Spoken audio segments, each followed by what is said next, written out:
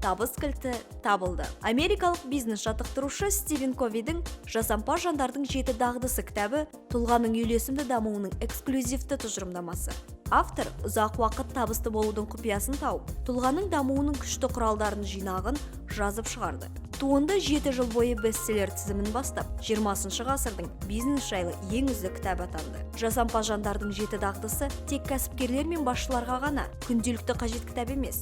Ол табысты болғысы келген әрбір адамға қажет. Егер өміріңізді өзгертіп, жеңімпаз болып, табысыңызды ұлғайтқыңыз келсе, сізге Стивен Ковидің кітабынсыз болмай. Жасампаз жандардың 7 дағдысы табысты өмірдің жол көрсетушісі. Енді бұл бестселлерді қазақ тілінде оқуға болады. Кітапты кез келген адам интернетте Қазақстанның ашық университеті сайтынан оқып, барлық мемлекеттің кітапханаларынан таба алады.